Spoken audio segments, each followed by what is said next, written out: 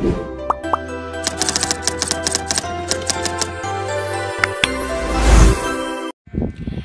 everyone! Welcome back to our lesson.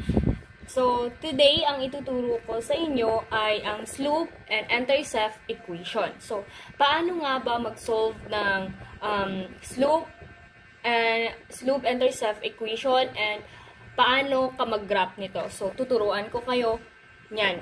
So, I prepared two example. So, para mas maintindihan natin and different equations. So, here, the questions, find the slope and the y-intercept of the line with equation. So, here the two example. Number one example is y equals negative 0.25x and minus 3.8. And number two example is y equals negative 6.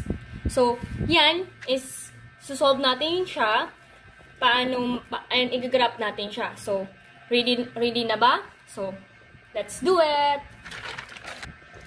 So, here, yung question number 1. But before that, mag-recall muna tayo. What is the formula and what is the means of slope?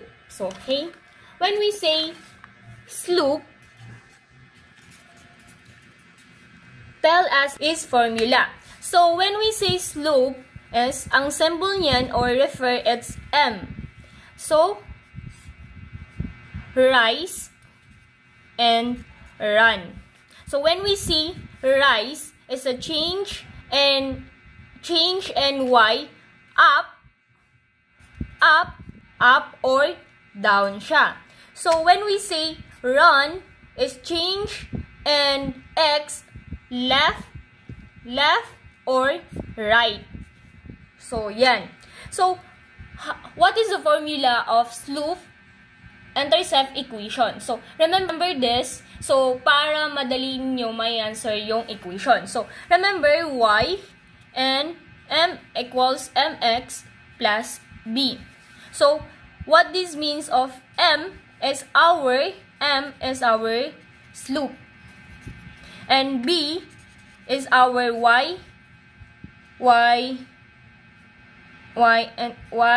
y-intercept. So, yan. Remember this one and this one. So, pag mag-graph kayo, eto yung magagamit natin. And eto pag sa solution or solving na siya. So, let's answer this one. So,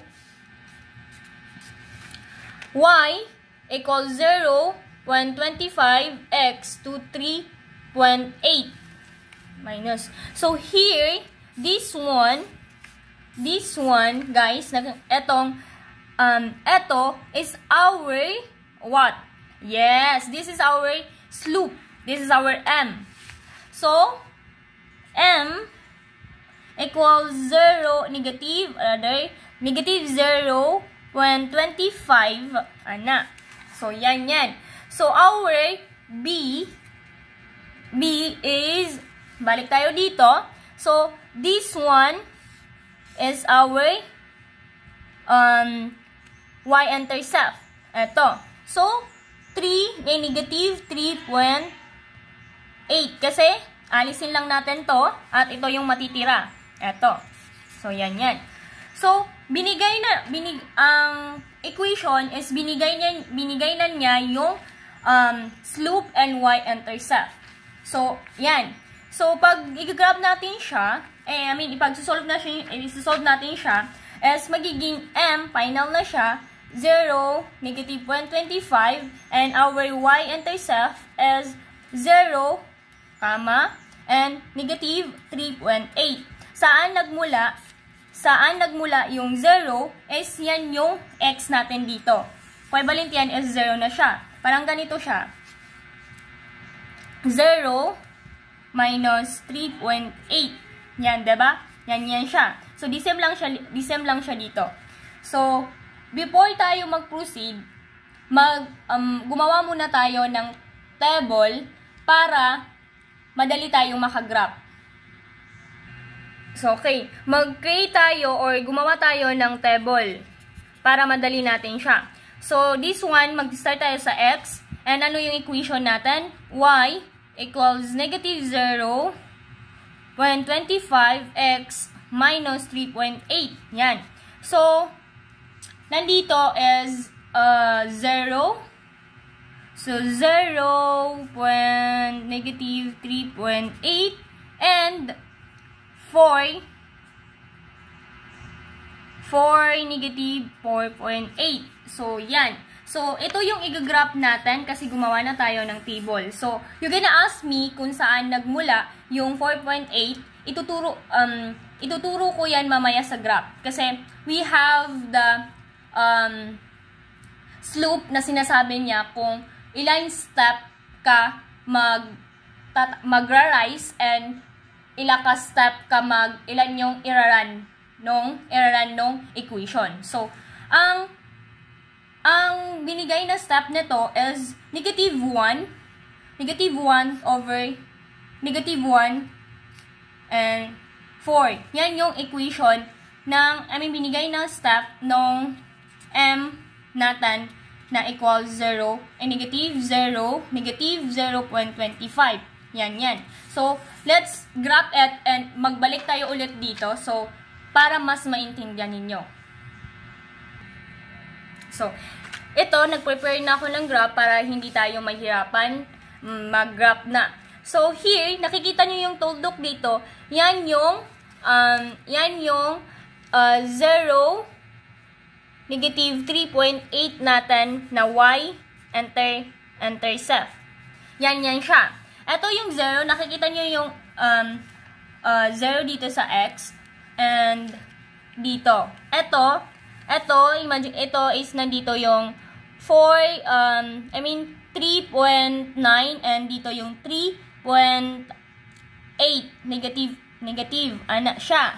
Oh, nandyan na siya. So, nandito sa 0, so ito is 0, and negative 3.8, yan siya. So, ito yung, di ba, ang slope natin, ang naging answer natin kanina is 4 and negative 4.8. Ana. So, ito yung 4 and negative 4.8 natin. Nandiyan siya. So, imagine natin is nandito yung positive na 4 sa x. Ito siya. Yan yung 4. So, ito yung negative 4.9 and ito yung 4.8 and negative 4.8, nandito siya. So, yan siya. So, mag-graph na tayo. Yan siya. So, sinasabi nung step 1 to 4 is mag-step ka daw, sa right daw, mag-a-up ka, 4 step rather. So, 1, 2, 3, 4. So, 4 na siya, diba? 4, diba? 1, 4, negative 1, 4, negative 1, 1, and 4. So, mag-move ka daw sa left mo ng 1 step. So, dito. 1. So, nandito siya sa 4.8. So, yan. So, let's check. I-check natin kung tama yung answer natin na 4 and negative 4.8. So, paano natin siya isolve? So, remember that slope is the change and y over the change and y, rather x, the change and x between any 2 points of the line. For example, this is the formula para paano natin siya i-check is m. Okay, m is what is m is our slope. So, y2 and y1 and x2 and x1. So, ano yung x2 natin? Ang x2 natin is ang negative 4.8. Yan yung y2 natin. Y2. And our y1 is, yan yung negative 3.8. And our x is yan yung 4 natin. 4. And eto yung x1 natin, yan yung 0. So, let's answer it. So, m, sinabi dito kanina na yung y2 natin ay negative 4.8.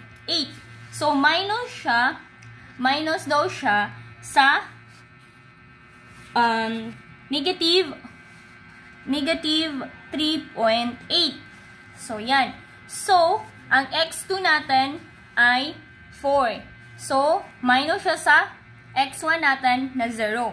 So, equals to 1 ay negative 1.0, negative 1 po to, negative 1.0 and 4.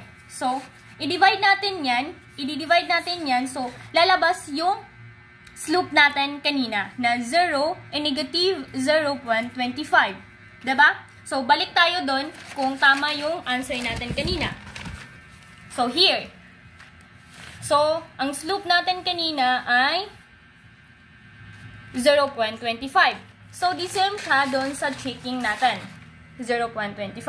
So, I hope naintindihan yung equation na example ng number 1. So, let's proceed naman doon sa equation, example number 2. So, let's solve na natin, nakagraph na tayo. So, let's proceed to example number 2. Y equals negative 6. So, it's very different to the example number 1 kasi ang example number 1, given na yung m and v natin, yung slope and y-intercept. So, ang y, so, di ba nakikita niyo is very different siya sa example number 1. So, I know is mahihirapan talaga tong kunin ito. So, just remember the formula and formula natin kanina. So, madali lang siyang isolve. So, let's try to solve that example number 2. So, our example number 2 is y equals negative 6. So, again and again, what is the formula? So, our formula is y equals mx plus b. So, dyan lang sa formula na yan, masasabi na natin na ano yung wala. So, wala dito yung mx. Wala dito yung slope. So, ang magiging equivalent ng slope natin is, di ba, wala siya. So, magiging m natin is 0 and yung magiging v natin is negative 6. So, that's it lang. Kung yan lang yung ilalagay natin sa graph kasi wala nang ibang solution kasi 0 talaga yung slope natin. So, let's graph na. So, here my graph here. So, here our x and here our sa negative niya, ito. Sorry. Y, ito. Y po ito, sorry. Y, our y na negative and positive. So, sinasabi dito is kung ang slope natin magra-rise siya, 'di ba? Yung slope na m equals to rise and run. So, yan. So, ang negative 6 ang sinasabi nito yung magiging nila, y-intercept nila. So, dito lang tayo magkukuan.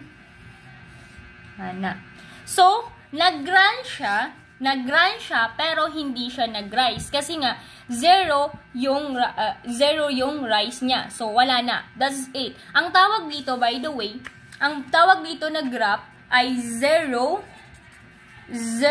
slope parallel. Kasi, nagkuha na siya sa 0. Yan yung tawag dito.